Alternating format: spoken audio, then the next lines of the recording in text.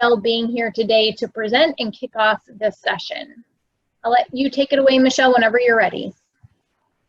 Okay, thank you so much. I'm happy to be here, happy to have such a wonderful panel of speakers today with me to talk about the workforce resources that are available and initiatives and projects that we're doing both statewide and locally in Michigan. And you can go to the next slide. I am within the Sector Strategies Division of LEOWD, which is the Michigan Department of Labor and Economic Opportunity for Workforce Development. Our team is really charged to bring all key stakeholders to the table, employers, educators, workforce development professionals, also employer-led collaboratives around the state, really to create a collective voice and a collective direction to ensure that we have a robust talent pipeline for Michigan. You can go to the next slide. I just thought I'd show you a picture of our team real quick. Deb Leisinga is our manager. I'm the next one next to Deb on the top.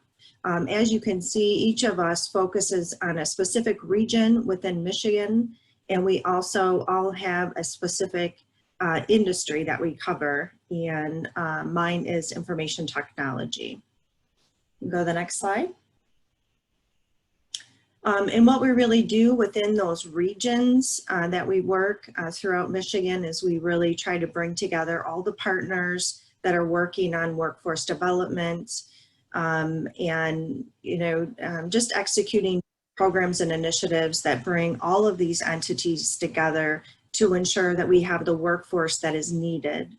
Certainly there are quite a few cybersecurity needs emerging and growing, which you'll learn about a little more later from another one of the speakers coming up. Next slide, please. So why are we doing the work that we're doing at the workforce development here at the state of Michigan? It's because there's a gap, and you've probably heard this before, but as of this year, 70% of all jobs require some sort of post-secondary education. But we are still falling short. And the latest figures show that only about 45% of Michigan workers actually have a certificate or degree beyond high school. And the demand is there, and projected job openings continue to be strong in the skilled trades through 2026. Next slide, please. Another, I think, important piece of information about our job market is how it's changing due to technology. There's this wonderful report called the Alice Report that is full of great information about the types of jobs that are coming in the next 20 to 30 years that are unrecognizable because of the influence of information technology in our society. They also go on to note that 50% of all subject knowledge in the first year of a four-year technical degree in the US will be outdated by the time the students graduate. So it's also just, it really reiterates again our skills gap, our equity gap, the financial hardships that our state is currently experiencing. And I would suggest that you look into this report, and I'm sure you will have several takeaways. And the next slide, please.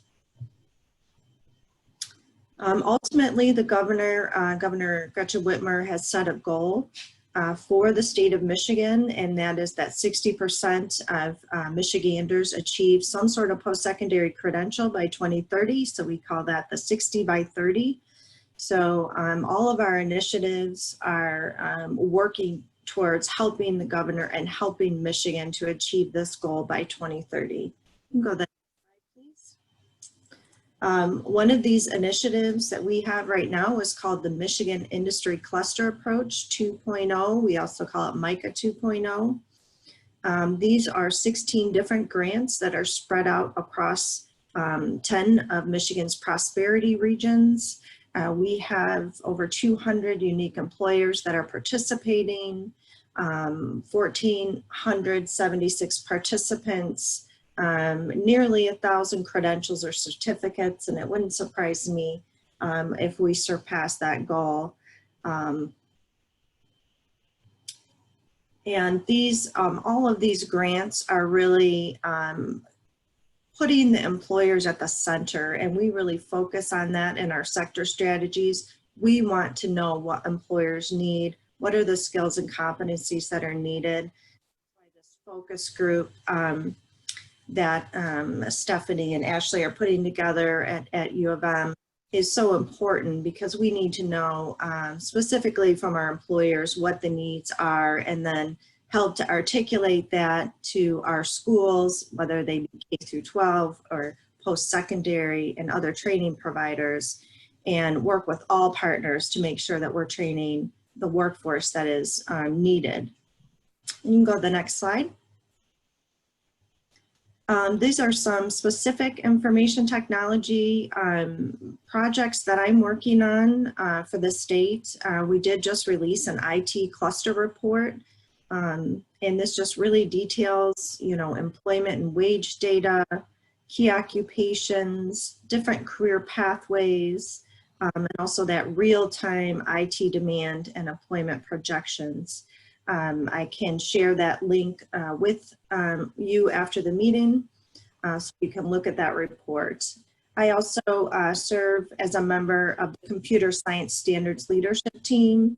This is for our K through 12 schools, and we do have standards that have been approved, and now it's just a matter of implementing these standards statewide, so that all of our students have basic knowledge of computer science all the way from K through 12th grade. Also, we're doing some IT asset mapping around the state, employers, educators, training providers, employer-led collaboratives, local groups, et cetera, just to kind of get a pulse on where we are as a state when we're looking at building out a strong talent pipeline. And the last one is a statewide employer-led collaborative. You can go to the next slide.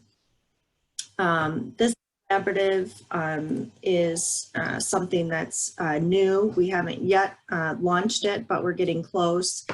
We have 3 outcomes that we're looking for. Education, again, we're talking about those computer science standards in our K through 12.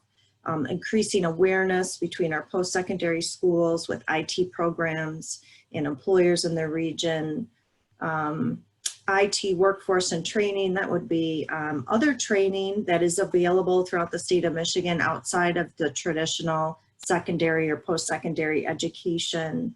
Also looking to identify and increase our remote tech talent in Michigan, attracting IT professionals to Michigan. So those are some of the outcomes. And the third one is those IT entrepreneurs and emerging technologies, really trying to keep informed of what those emerging technologies are, providing thought leaderships to our local groups and our statewide groups, and also possibly serving as kind of a collective voice from employers of what the IT needs are to the state of Michigan legislative body. So those are some of the things we're working on at the state level. I am going to turn it over. You can go to the next slide. Great, thank you, Michelle. Next up, we have Bob Upsinski, Business and Employment Services Coordinator for Michigan Works, Macomb-St. Clair. Bob, can you hear us? Yeah, I can hear you. Can you hear me okay? Yes, thank you. Great. Nobody can ever pronounce my last name. It's Apchinsky. I've heard so many pronunciations, but that's okay. That's okay. Good morning, everyone. You know, I'm not here to talk about cybersecurity because this is kind of a learning experience for me too. But I do want to speak briefly to you about the services offered to employers through our local Michigan Works system in Macomb County. Can we go to the next slide, please?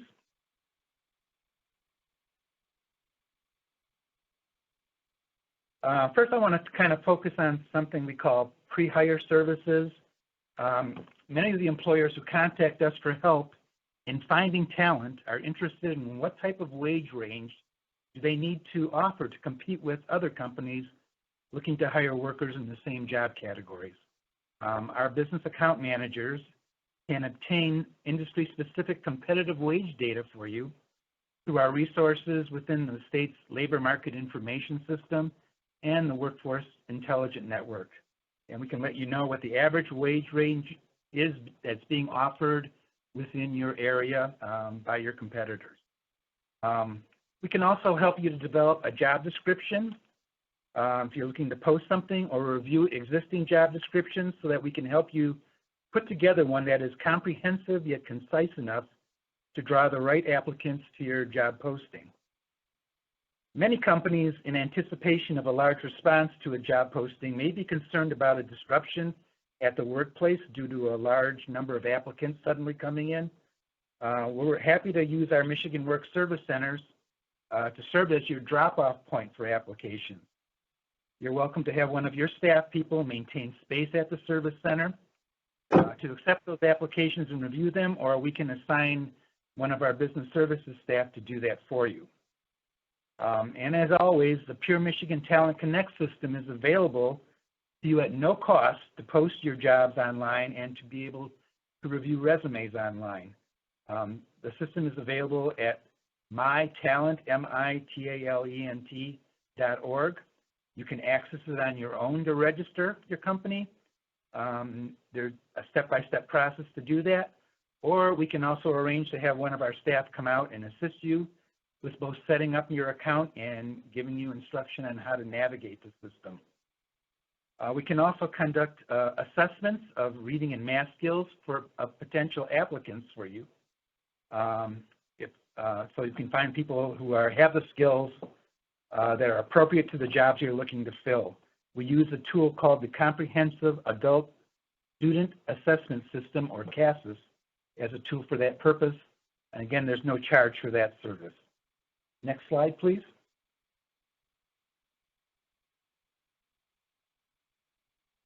In terms of helping you to recruit applicants, one of our business services account managers can meet with you to identify the criteria that a good applicant should meet for the job that you're posting. We'll then screen through our bank of resumes as well as those posted in the talent bank, provide you with a collection of resumes that meet your requirements. Next point, I kind of have a caveat to that. We also have space available for you to conduct job fairs and one-on-one interviews with potential candidates at one of our service centers. Again, the space is free. The caveat to that is we are, because of the virus crisis that we're now dealing with, we're trying to cut down on the amount of traffic coming through our Michigan Work Service Centers.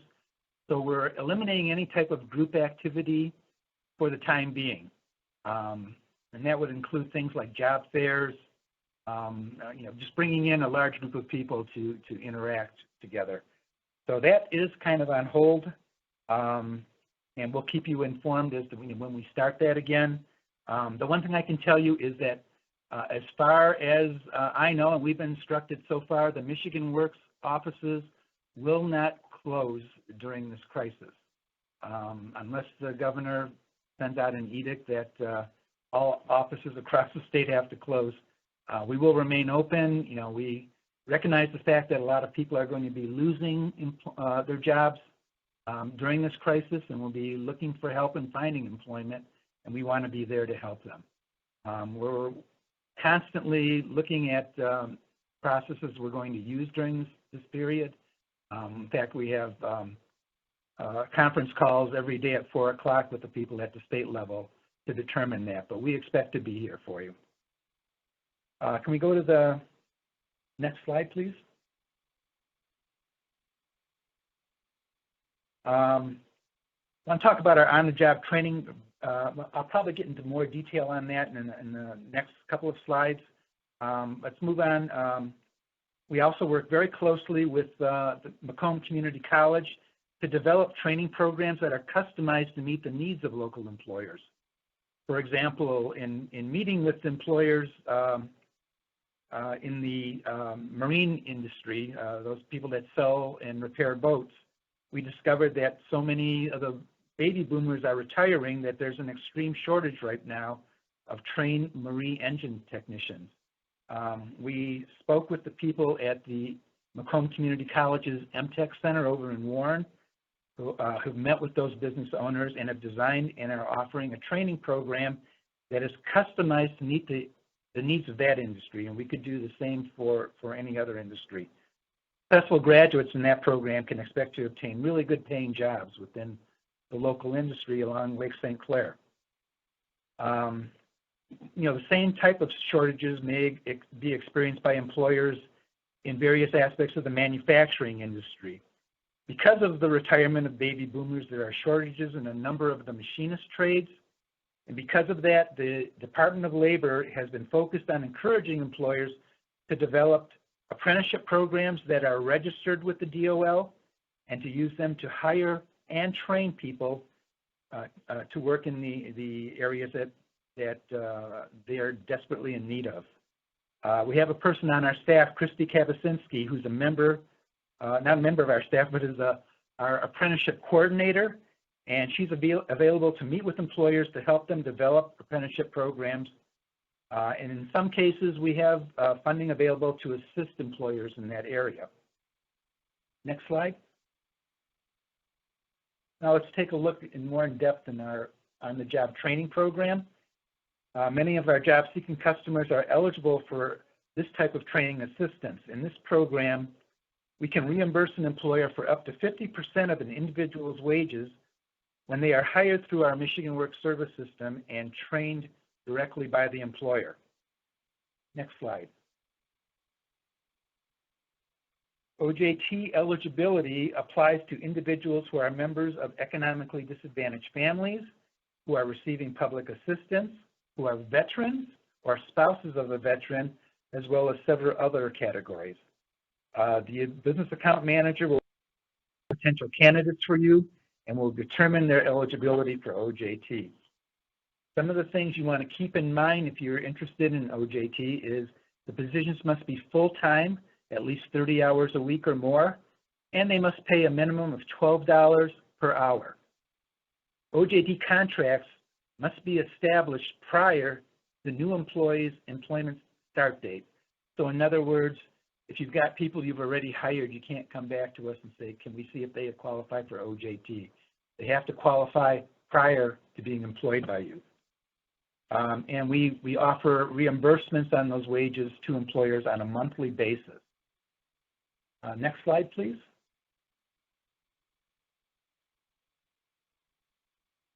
Okay, this slide provides you an example of the savings that an employer can anticipate by the use of the OJT program. In this example, the newly hired employee is being paid at the starting wage rate of $12 an hour, and he must complete 480 hours of training before he can become a proficient at his job. Multiplying the 480 hours by $12, he'll be paid a total of $5,760 while he's training. We will reimburse the employer for half of that, or $2,880, and that's just for one employee. So you multiply that by a number of employees, and you can see that the savings will grow. Next slide. Additional services we offered. We will help you obtain access to other collaborative partners if needed. We are part of what we informally call the 4M group, which is composed of Michigan Works, Macomb County Planning and Economic Development, Macomb Community College, and the Michigan Economic Development Corporation. If you have economic issues to deal with, such as moving to a larger location, you want information about grants, tax abatements, that type of thing, we can communicate with the planning department and with MEDC, who can provide you with information on that. If you have specific training needs, as I alluded to earlier, we will link you up with the community college, who will work with you to address the type of training needs that you have. We are all part of the state's business solutions professional system, which allows us as partners to serve as your one-stop source for your business needs. I can tell you, I am so proud to be working with these organizations. We work together really well, and the services that each can offer you are tremendous. So, please take advantage of that. If you have questions, you can ask us about them, and we'll connect you with the right people. If you're employing staff who are handling cash, we can link you up with the federal Fidelity Bonding program, which can provide you with a bond of up to $25,000 in bonding services at no cost to you during the initial period that person is employed with you. Our business services staff are also trained to help you complete the paperwork for new hires who may qualify for a work opportunity tax credit. Many of the people who qualify for OJT also qualify for that. And finally, we can link you up with industry-specific counsels that partner you up with other companies with needs that are similar to yours to work on joint solutions to problems that you may encounter. Next slide.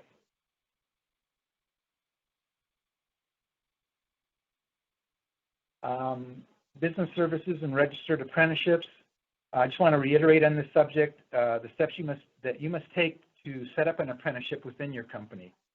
First, recognize the fact that your company will serve as the foundation for the apprenticeship that you wish to create. You will provide us with a list of skills that you feel are necessary for a worker to be proficient at the job that you're looking to develop an apprenticeship in. That list will be presented to the Department of Labor for comment and for approval. Once that's approved, there are a couple of other components you have to meet.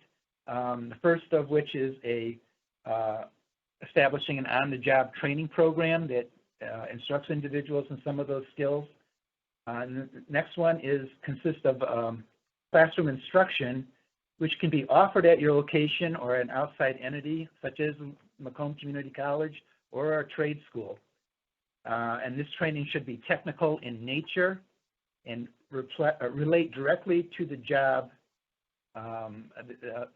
that's involved in the apprenticeship.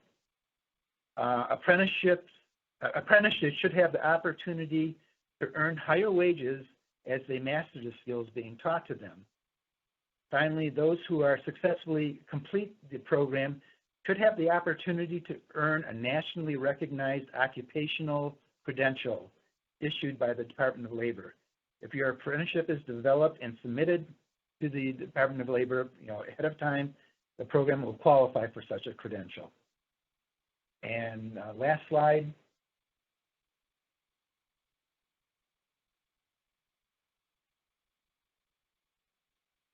I'm sorry, go on to the next slide. Again, Christy Kabasinski, let's stop here. Christy Kabasinski is available if you have questions about registered apprenticeships. Her phone number is on there, 586-783-1399. We'll provide you with any information that you need on developing that. Finally, the last slide.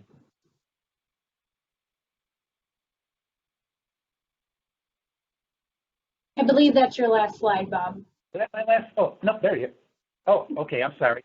I thought I put a slide in there with my contact information. I apologize. If you have any questions about any of this information that I went through pretty quickly, please call me. My number is 586-469-5022. You can also email me at bob@Macomb-St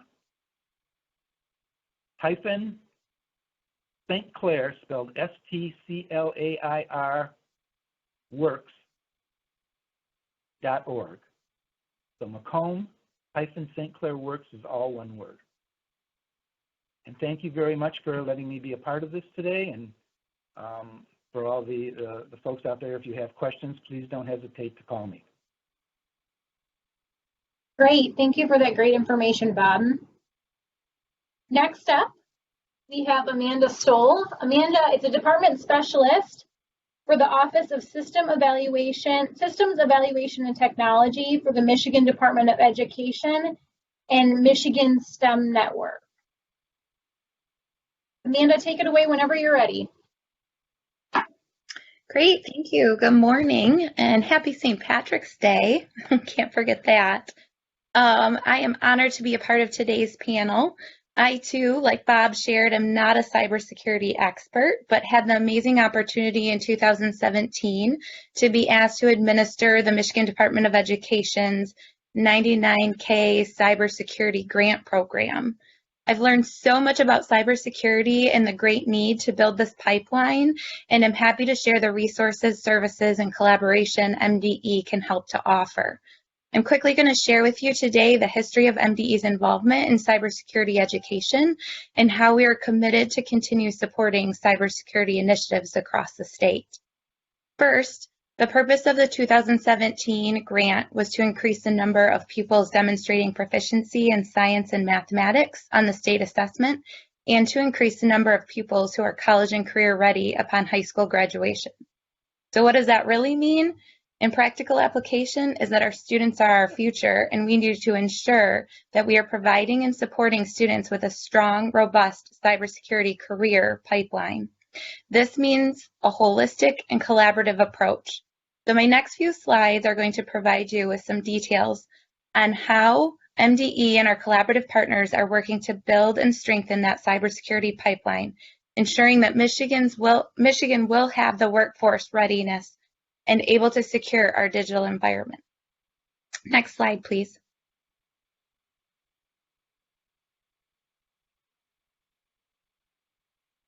So Michigan launched our integrated technology competencies for students. There are 7 competencies or knowledge, skills, and abilities we are asking students to have or to master.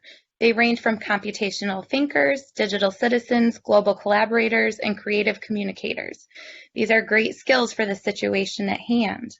We want to ensure that all students are able to master these competencies in age-appropriate ways that are scaffolded.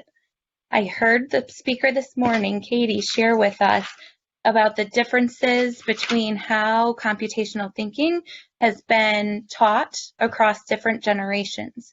These standards are provided, and these tools and standards are going to help our system support learning and mastery of that critical thinking skills. Then to build on the system, Michigan launched and adopted our K-12 computer science standards last year in May.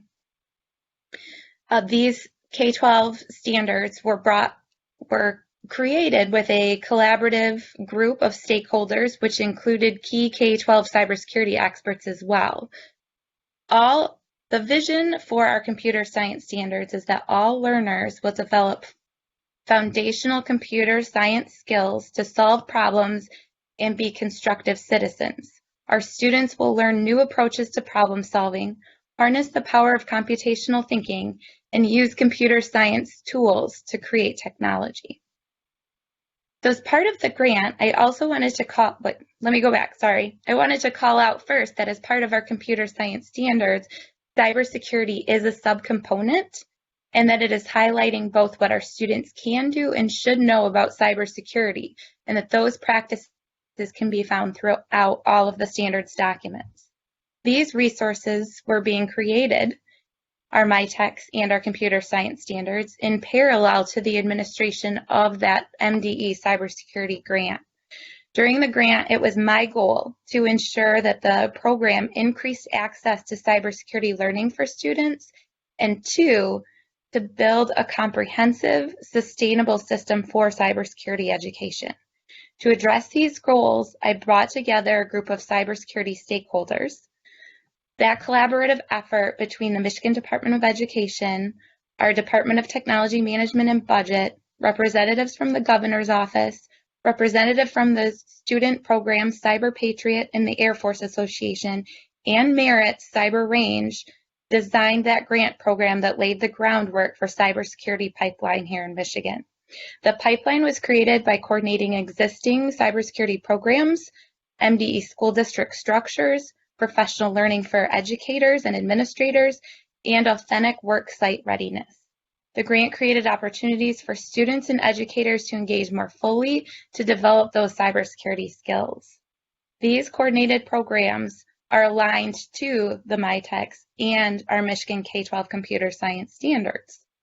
Therefore, CyberPatriot took on building out digital badges for students to show the mastery of their competencies and standards through those project-based and place-based learnings. That once they were able to demonstrate their mastery through the competition, they could obtain these digital badges. We also saw growth of these programs, specifically CyberPatriot. The very first year they were here in Michigan, we had 4 teams. That was in 2015. This year in 2019-20, we have grown to 180 teams across Michigan serving over 1,000 students. And that was without funding because the grant program ended in 2018. Next slide, please.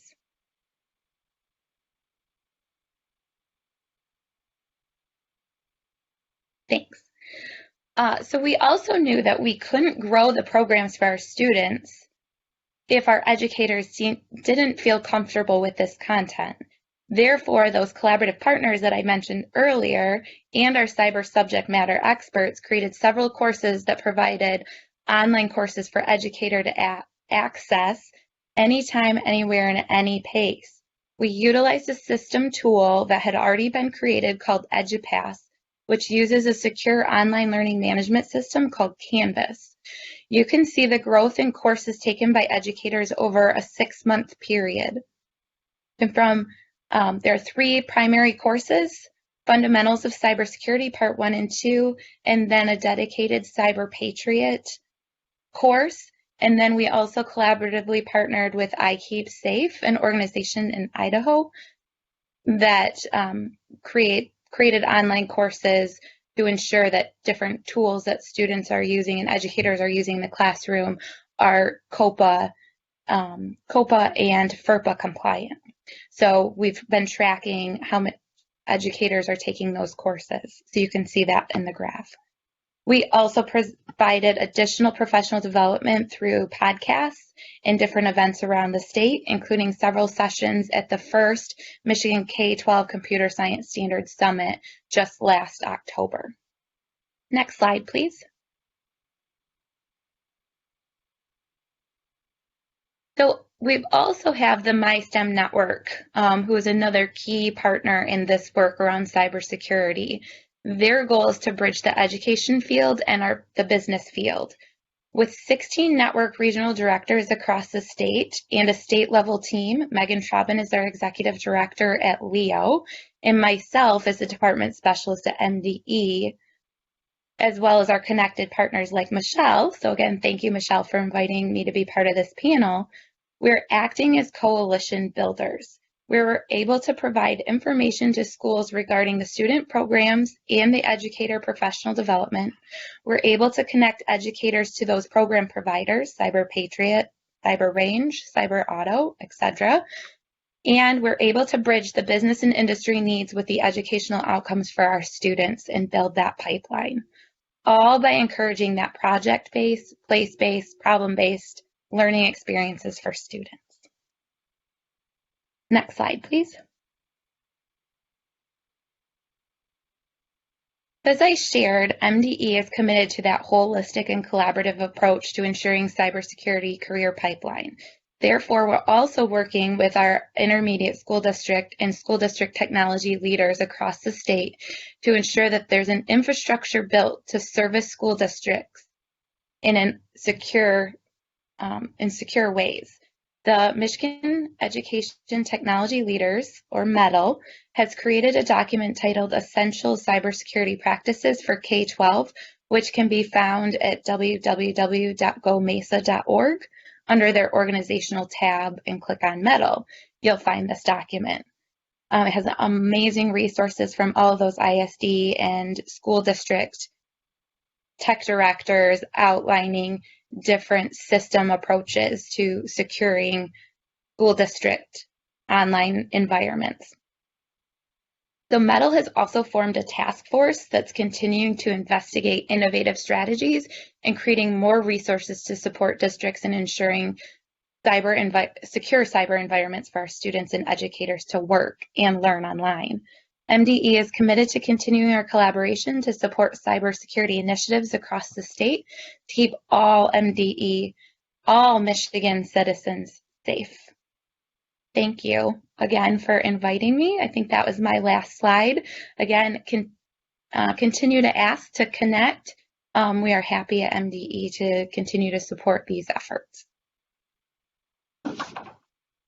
Great. Thank you, Amanda. We appreciate your time today. Next up, we have Sarah Tennant. Sarah is the Sector Development Director in Cyber Initiatives for the Michigan Economic Development Corporation. Sarah, whenever you are ready, you can take it away. Hi, this is Sarah. Can everyone hear me? Or can you, I just want to make sure I can be heard. I'm doing this by phone. So I'm going to cover a lot of the information that that runs in tandem with what the Department of Education and with what Leo is doing as well. So I'm looking at it from an economic development spin. If you can go to the next slide. Hello? Oh, there we go. So I'm excited to be here today as part of this team. Cybersecurity really is a team sport in Michigan. So I want to start by thanking you for providing me the chance to talk about some of the programs we're implementing in Michigan to address the cyber skills gap. As you can see, Michigan is a leader in mobility, and we can't do one without the other. So we can't have economic development without workforce development, specifically in the cyber continuum. So as technology continues advancing at a rapid pace, cybersecurity becomes an increasingly critical industry. Michigan's extraordinary network of research universities continues to provide an abundance of high-skilled professionals. Our large footprint in high-tech automotive, manufacturing, and defense industries provides a deep pool of engineering and information technology talent that is ready to develop into the next generation cybersecurity specialists. In fact, in its national 2018 rankings, Business Facilities magazine ranked Detroit in the top 10 tech hubs for its job growth, highlighting Michigan's growing success in the sector. Next slide.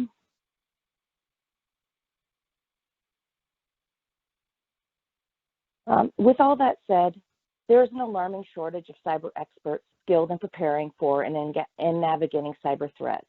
According to industry estimates, there will be as many as 3.5 million unfilled positions by 2021. Just this morning, I took a look at the CyberSeek website, and there were almost 9,000 open positions in Michigan, with over 300,000 nationwide. Next slide. So Michigan has taken a proactive approach to cybersecurity and developing cyber talent. In 2011, the governor developed a state cybersecurity initiative that was then updated in 2015. It takes a holistic look at the cybersecurity posture and provides a framework in creating a robust ecosystem. A Michigan cyber disruption plan was created to protect health, safety, and economic interests of Michigan's residents and businesses by reducing the impacts of disruptive cyber-related events through response and mitigation planning, awareness, and implementation. The Michigan Cyber Civilian Corps was created for that exact scenario. Too often, cyber attacks are hindering the ability of state and local governments to provide critical services. The MIC3 is a network of trained civilian technical experts who volunteer to provide rapid response assistance in the event of a critical cyber institute, similar to a volunteer fire brigade. Our industries have become more tech-related, and as talked about this morning, there's a lot that needs to be done, and we are working as a collaboration in Michigan to do that on the workforce front. Most of the companies in Michigan, when they are looking to locate here or when we're looking to attract business here, it's really important that we have the cybersecurity posture. So programs like today that the PTAC and DCAP are doing are extremely important to helping our state become proactive in this realm. Next slide. So we talked about the pipeline today, and Amanda talked about the CyberPatriot program. We have a very robust robotics program in the state. We have the Governor's High School Challenge. So we are thinking on multi-levels and not just creating a cybersecurity workforce, but also how we connect that to our existing workforce of mechanical and electrical engineers, and baking in these cyber components from the onset. Next slide.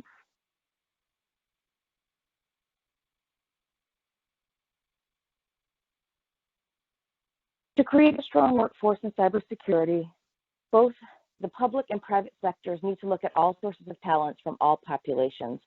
So we're working with some of our partners in West Michigan and our cyber range hubs and inclusion and diversity in that as well. The most recent hub to open at Northern Michigan University focuses on growing talent in the tech industry in the Upper Peninsula, which is one of the most remote areas in the state. So we're looking at a real blended model for this. We have opportunities like the Cyber Truck Challenge and the Cyber Auto Challenge. So that is what we're looking for from the Economic Development Partnership. So this has really got a workforce flavor. I didn't introduce myself. It's very intimidating to talk to 200 people over a webcast, not seeing your faces. But my role within the state really is to try to be the connection, the economic development arm connection to the Department of Education, through the Department of Technology Management and Budget, and through LEO, to help coordinate our efforts throughout the state when it comes to cybersecurity and building that ecosystem. So if you're looking to get connected in, please feel free to contact me. My contact information will be on the next slide. If you want to learn more about these challenges or how to get involved, please feel free to reach out. We have been focused in encouraging folks to get involved in their local cyber range hub and their cyber truck and auto challenges as well. If you're looking to get involved in any of these, please connect so that we can get you involved in all of these programs. It is critical for the state of Michigan that we build up this cybersecurity posture so that we have secure businesses, so that we can grow this industry and be dominant in the future. Thank you. Great, Sarah. Thank you very much for that information. That was extremely helpful. Everyone took a few things away from that. So last but not least, in this portion of our program, we have Michelle Uresti. Michelle is the Executive Director at the Workforce Intelligence Network. Michelle, whenever you're ready, go right ahead.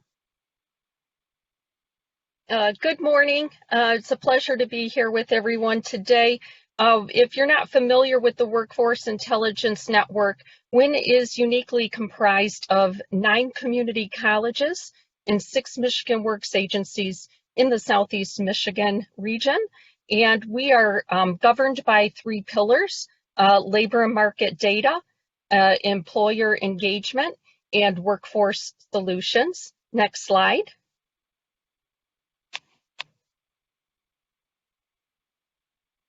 So the first area that I wanted to cover, and typically when I present, I cover a lot of our labor market information. No WIN presentation is complete without labor market information. Last year, the Ralph C. Wilson Jr. Foundation provided an award to prepare an emerging tech study. This is on the heels of 2 studies that were done under a $7.7 million U.S. Department of Defense grant, whereby WIN developed the Connected Automated Vehicle Social Network Analysis and Cybersecurity Skills Gap Analysis, and published those 2 studies in 2017. The new emerging tech study, which will be released in the second quarter, next month or the following, are really an update and integration of those 2 studies.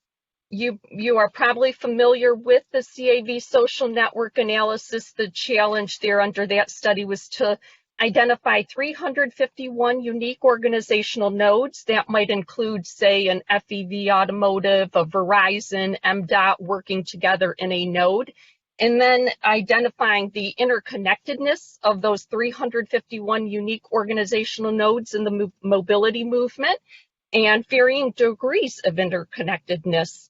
That study itself fosters a lot of communication and innovation in that mobility ecosystem, just from the mere fact of identifying all of those nodes of activity.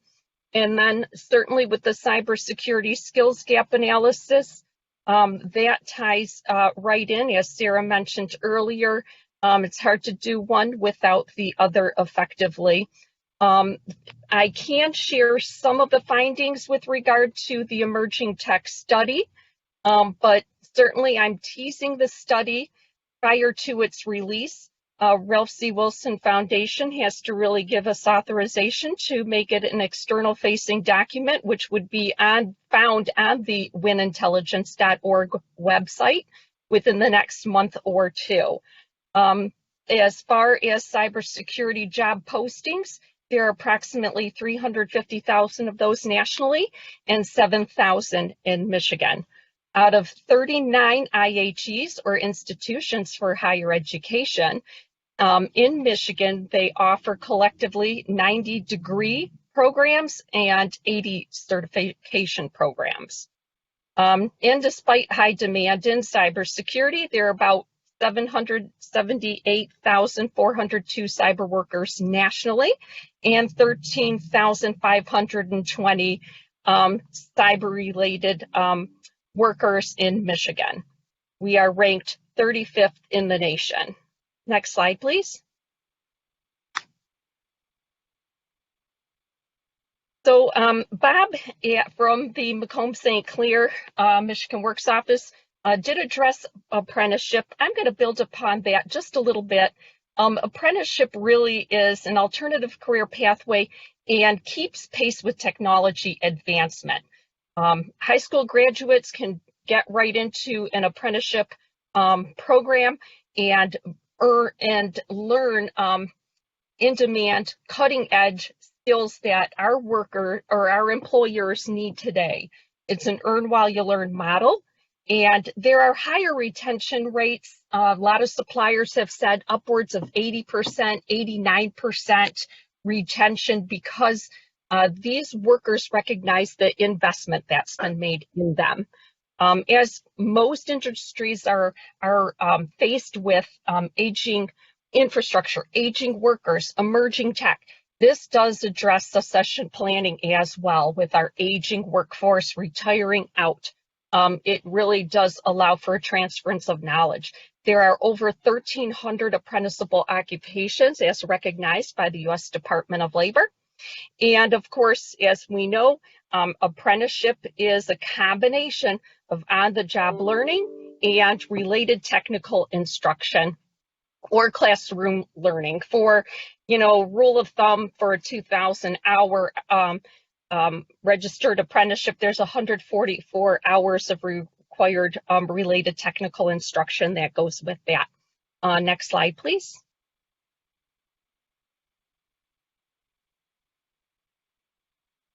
Okay, so right now, currently, the WIN region and our community colleges and workforce agencies have been participating in an American Apprenticeship Initiative grant, which expires September of this year. We have exceeded, most of our outcomes, well, all outcomes, as far as our target outcomes from the grant. It required us to reach about 850 or serve 853 participants. We're over 2,200. And so we have been recognized in January of 2020 as one of the top 15 AAI grantees in the nation. We achieved that distinction by establishing a lot of unique national best practices, whereby we make it much easier for for employers to work with apprentices.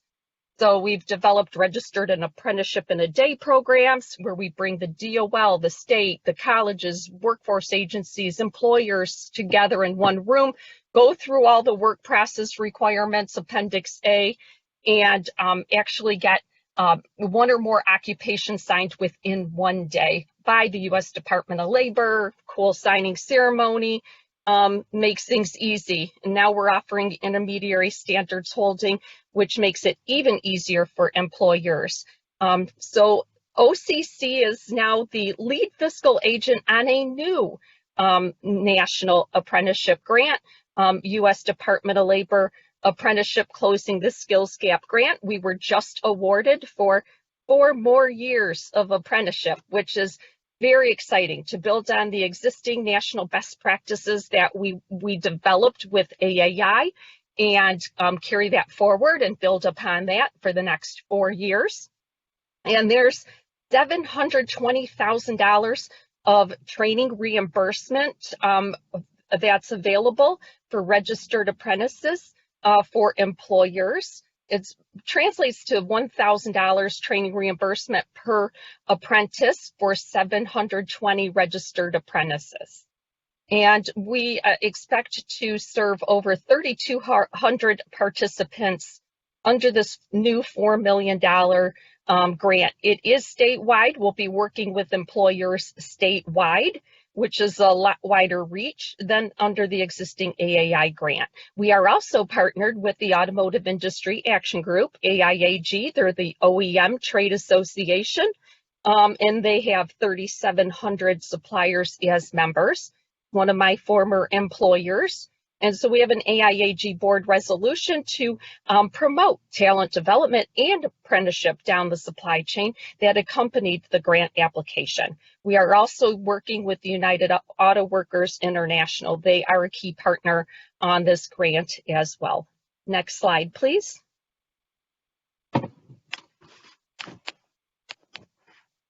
So our funded partners under the grant are Henry Ford College, Macomb Community College, you can see them on the screen, Monroe, Mott, Oakland, Schoolcraft, Washtenaw, and Wayne.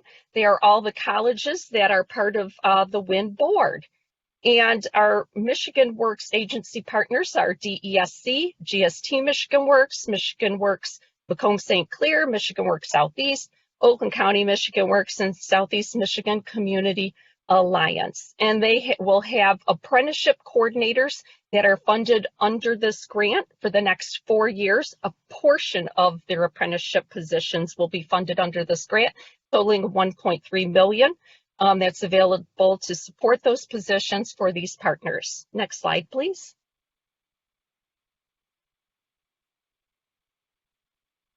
And some of the resources available to employers can be found on myapprenticeship.org.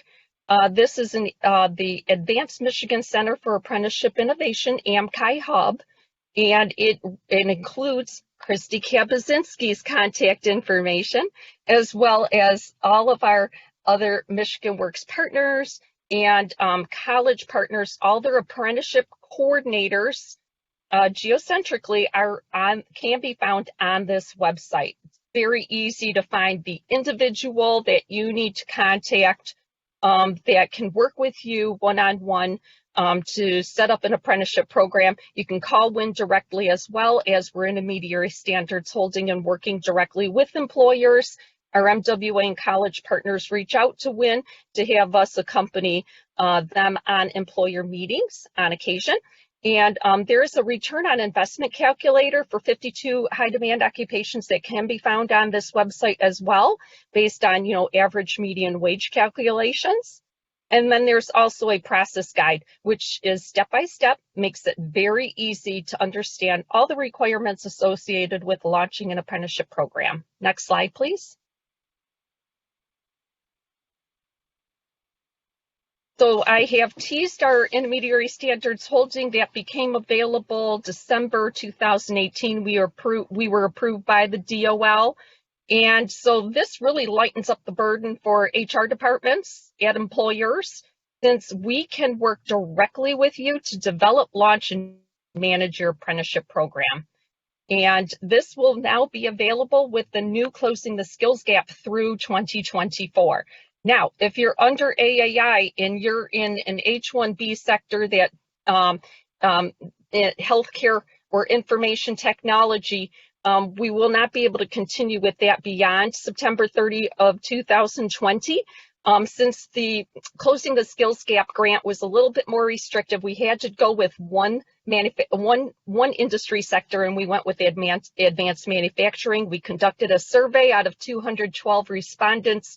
90%, upwards of 90% were advanced manufacturing. So our application is tied to that advanced manufacturing sector. So after September 30, 2020, we'll be working only in that sector through 2024.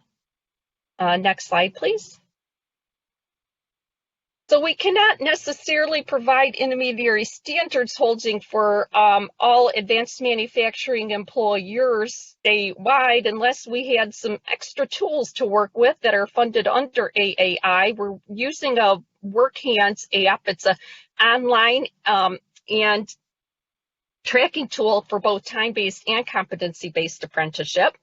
And it's a handheld app that apprentices can use as they're doing their on-the-job training, their related technical instruction. It provides automated notifications and reminders for supervisor approval and apprenticeship submissions. It helps with all the federal tracking reporting requirements that are needed. And so this tool is a requirement for us to work for when to work with employers in the intermediary standards holding capacity. Next slide, please. Rapid Skills is a brand new website that we created under AAI. Now, this is a very unique website. It's really garnered national attention from the U.S. Department of Labor, NIST, MEP Network, the state of Michigan, all have participated in webinar pilots for this new tool. It is essentially an open source interactive repository of competency frameworks. And now this actually does align skill sets to apprenticeable occupation and auto-generates the work process schedule, taking a lot of time out for employers to build their work process schedules. So not only intermediary standards holding is going to help employers with that requirement, but also this new rapid skills database. It's not live yet. It's expected to be available in the next month to 2 months. And then we'll have, once the site becomes live, we'll certainly be working with employers to add skills and competencies. And it can be sorted, the database, by occupation and industry sector. This is a tool that's been leveraged for when to work with CAR, Center for Automotive Research, on a new MDOT grant. The Michigan Department of Transportation is actually faced with, the same problem as most sectors: emerging tech, aging workers, aging infrastructure. They want to know what occupational skills of today that are needed for their existing workers, future workers. This rapid skills tool is going to tie in with that project. And ultimately, within the next year, by June of 2021, we'll have developed a workforce training and recruitment strategy for the transportation sector. Next slide, please.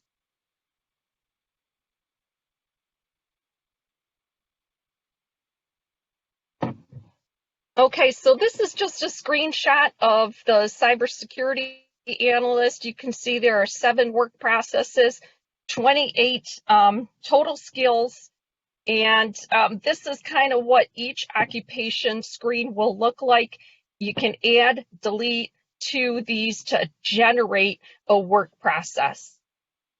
Next slide, please.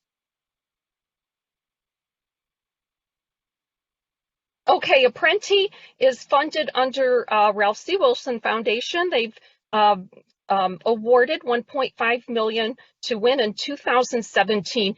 At that point in time, we were the 4th state to offer Apprenti. It's essentially IT apprenticeship. It's recognized by the U.S. Department of Labor. And as you can see, in 2017, when we applied, the amount of IT degree and certification completers was 3,455 compared to 69,075 job postings. And so we have a long way to go in this sector to develop the tech talent pool. This program can help employers do it. There's pre-screened candidates available from across the nation. We have hundreds of candidates from across the nation that would come here and work with Michigan employers. that are pre-screened, and the criteria is steep. It's really tough. Out of thousands, we might have 200 that meet all the criteria, soft skills included. And then there's $15,000 available for related technical instruction per apprentice. That's probably the highest training reimbursement funds available of any program around. So it's first come, first serve. We get cohorts going all the time. We work with, actually, we're the fiduciary for Experience IT. It's a consortium of IT employers in the city proper, some of the largest IT employers, in fact, Quicken Loans, One Magnify. They have just started one cohort. We get them going all the time. So if you have a need for talent, tech talent, please feel welcome to contact me. Next slide, please. And of course, the IT apprenticeship program covers, these areas: software dev, web dev, all those common high demand occupations, but it's very, very, very flexible. We have a Salesforce cohort going right now, cybersecurity. So it's a very, very flexible model. Apprenticeship is employer driven. It is employer driven to meet your needs, to customize the program to meet your needs. And the apprentices, there are no apprentices without the employer. Next slide. So this is my contact information if you should wish to contact me on any of the content that I shared today. Thank you for your participation and your interest. Great, thank you, Michelle. We appreciate your time today, and that takes us right up to our lunch break. So what we are going to do is we're running just about 15 minutes behind schedule. We will pull the afternoon agenda up on the screen here so everyone can see what our afternoon's going to look like. But basically, we're gonna reconvene here at 12:30 for our next set of presentations. I highly encourage you to join us back after you get refueled.